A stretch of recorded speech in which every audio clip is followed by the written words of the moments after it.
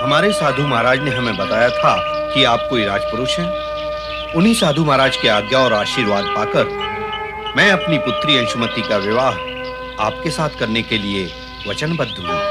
किंतु इतना बड़ा और महत्वपूर्ण निर्णय लेने से पूर्व आपको मेरे विषय में जान लेना आवश्यक होगा।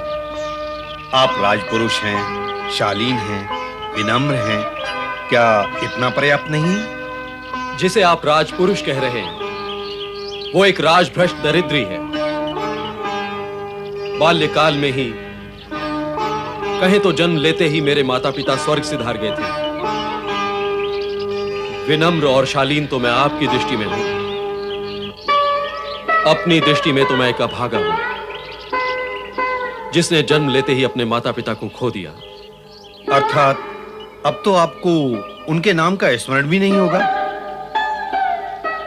मैं तो केवल इतना जानता हूं कि मैं विदर्भ के महाराजा सत्यरथ और महारानी सुरथा का पुत्र हूं। महाराज सत्यरथ? तो तुम उनके पुत्र हो? आप उन्हें जानते थे? हाँ कुमार, मेरे तो वो परम मित्र थे। संभवतः तुम्हें याद ही ना हो कि उनके शत्रु वृषध्वज ने छल से उनका वध किया और उनका विदर्भ राज्य भी ले लिया। किंतु तुम चिंता ना करो, मेरी सारी सेना तुम्हारे साथ है। तुम शीघ्र ही विदर्भ पर आक्रमण करके पुनः अपना राज्य प्राप्त कर लो। किंतु इससे पूर्व मेरी पुत्री से विवाह करो। आदरणीय, आपकी कृपा, आत्मीयता एवं स्नेह पाकर मैं कृतार्थ हूं, किंतु अपनी माता की आज्ञा प्राप्त किए बिना मैं कोई कार्य नहीं कर सकता, और विवाह जैसा महत्वपूर्ण कार्य तो कदापि नहीं। कारण मेरी धर्म माता उमा मेरी स्वर्गीय माता से भी बढ़कर है। उन्होंने न केवल मेरे प्राणों की रक्षा की है, अभी तो मेरा पालन पोषण भी किया है। ये धरती तुम जैसे पुण्यात्मा पुत्रों के कारण धन्य है कुमार।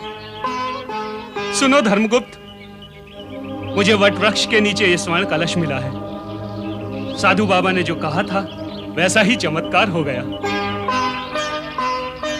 ऐसा ही एक चमत्कार मेरे साथ भी हो गया है।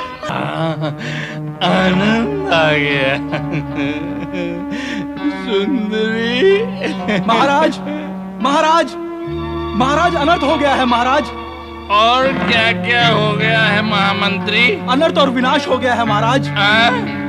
और अब तो केवल सर्वनाश होना शेष रह गया है महाराज। ये क्या कह रहे हो महामंत्री? सत्यरथ का पुत्र धर्मगुप्त? हाँ हाँ, धर्मगुप्त अपने पिता का बदला लेने हाथ में नंगी तलवार लिए इधर ही आ रहा है महाराज। क्या? तो हमारी नंगी तलवारें कहाँ हैं? कहाँ हैं? वृषध्वज, मेरे पिता के हत्यारे, क्या करेगा अब तू तलवार का? मेरी सेना ने विदर्भ राज व तेरे राज पे संपूर्ण अधिकार कर लिया है। अब तो तुझे तेरे किए का परिणाम भुगतना होगा। क्षमा, क्षमा, क्षमा, मुझे प्राणदान दे दो, प्राणदान दे दो मुझे। तूने किया था ये कार्य, तूने किया था ये क्षमा, तूने दिया था ये प्राणदान। जिस व्यवहार की दूसरों से आशा की जाती है, पहले उसे स्वयं करना पड़ता है वृषध्वज। सत्य कहते हो, सत्यव्रती ही ऐसा करते हैं। मुझ जैसा अहंकारी, प्रतिकारी और निर्बुद्धि भला सत्य व्यवहार को कैसे समझ सकता है? इसीलिए मैं प्राणदान मांग रहा हूं धर्मगुप्त। प्राणदान? अपने पिता के हत्यारे को प्राणदान? कदापि नहीं। सावधान, सावधान धर्मगुप्त। हत्या के प्रति हत्या को हत्यारे और नीच वृत्ति वालों का कार्य है, शिव भक्त का नहीं, धर्मगुप्त का नहीं। मुझे प्राणदान दो धर्मगुप्त, मुझे प्राणदान दो। दिया, हमने तुम्हें प्राणदान दिया, किंतु एक वचन दो कि तुम विदर्भ राज के विरुद्ध कोई षड्यंत्र नहीं करोगे। मैं वचन देता हूं कि विदर्भ राज और तुम्हारे विरुद्ध कोई षड्यंत्र नहीं करूंगा। तुम्हारे लिए सदैव शुभकामनाएं करता रहूंगा। शिव भक्ति का प्रचार करते हुए सदाचार से अपना राज्य चलाते रहो। भगवान शिव तुम्हें सुबुद्धि दे। ओम नमः शिवाय। मेरी एक प्रार्थना है महाराज धर्मगुप्त, आप मेरे राज्य और विदर्भ राज्य का कार्यभार संभालें। मैं अपने जीवन की मुक्ति के लिए शिव प्रदोष व्रत करने जा रहा हूं। ओम नमः शिवाय। विदर्भ राज्य के प्रजाजनों, वर्षों पूर्व धर्मगुप्त के पिता सत्यरथ द्वारा प्रदोष व्रत पूर्ण न करने पर उनका वध हो गया था और उनका राज्य छिन गया था। आज धर्मगुप्त द्वारा प्रदोष व्रत पूर्ण करने पर वो राज्य पुनः प्राप्त हो गया है। ये सब शिव प्रदोष व्रत की महिमा का ही परिणाम है।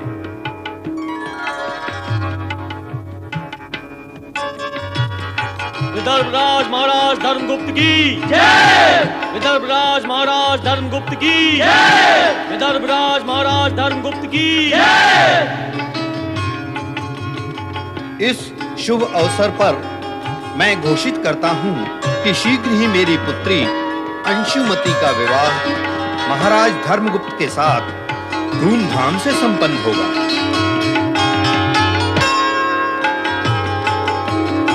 हर्षोल्लास के इस शुभ अवसर पर शिव कृपा से मैं आपको जो सूचित करना चाहता हूं, आज मैं जीवित आपके सामने खड़ा हूं तो वो मेरी माता उमा देवी की ममता का परिणाम है। इन्होंने पाल पोस कर मुझे बड़ा किया, इनका ये ऋण तो मैं उतार नहीं सकता, किंतु उपकारवश मेरा मस्तक सदा इनके चरणों में नतमस्तक रहेगा।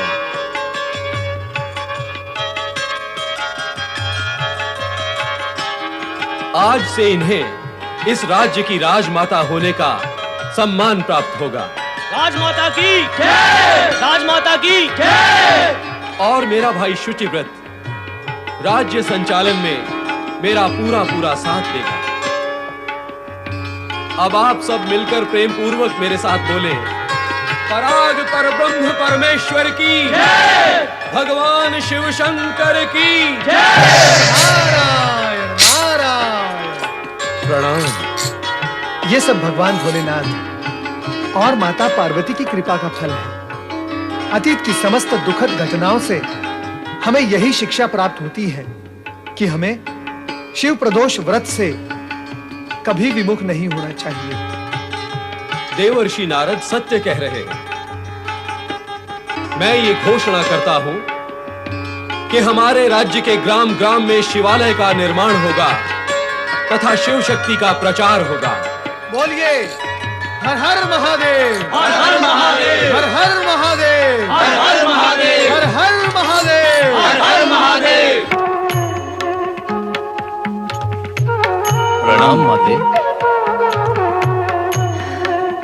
चिरंजीव भव। ओम नमः शिवाय। स्वामी, देख रहे हैं अपने इन प्रतापी पुत्रों को? ये शक्तिशाली दैत्यों के रूप में जगत में अपना और हमारा नाम उज्जवल करेंगे।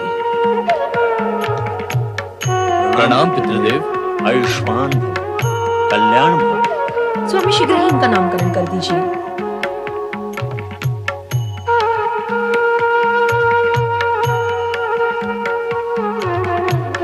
पुत्रों, तुम दोनों के केस स्वर्ण की भांति दमक रहे हैं।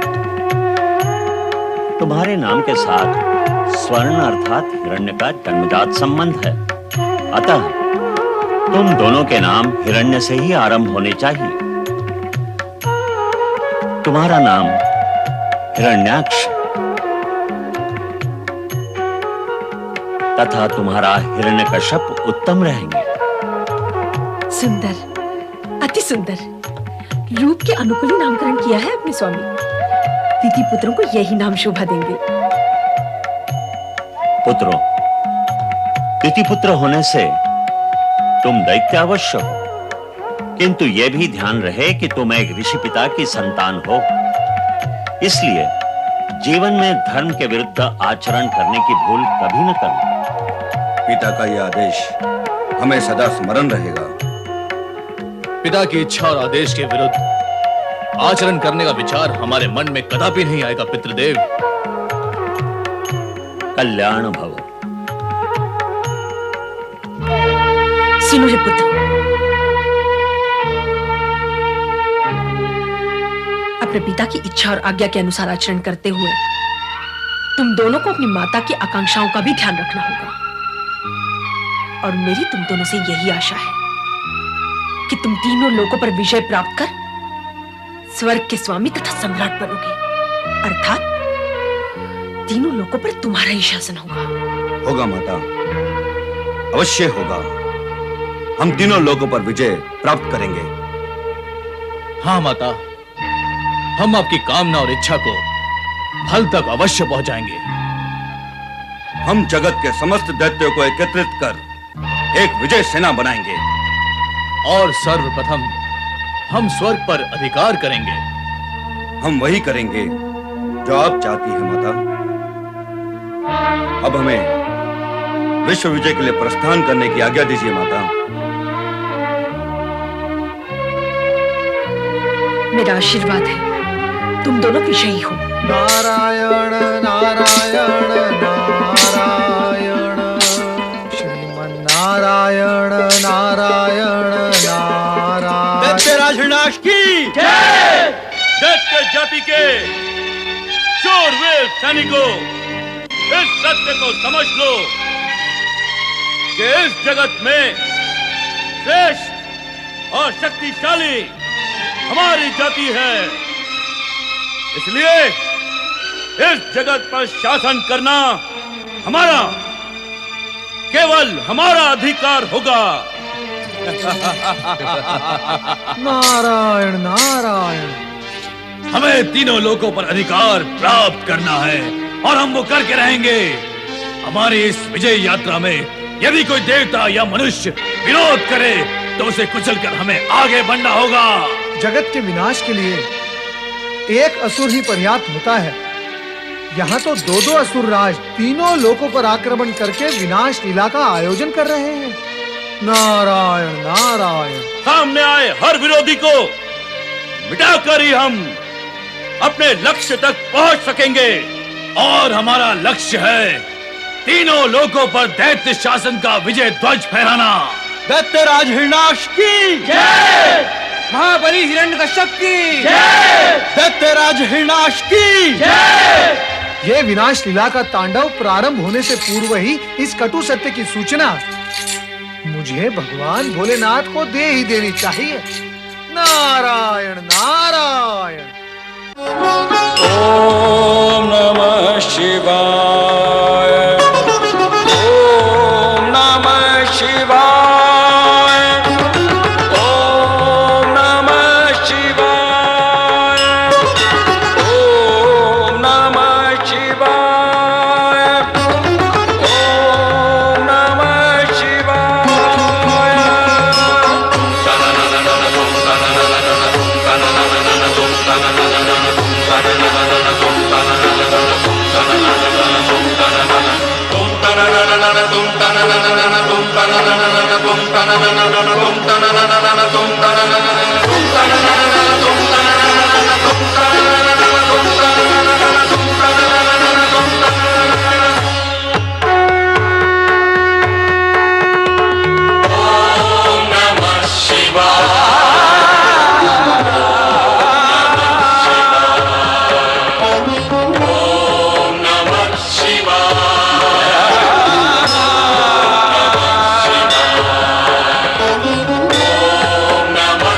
शिवाय।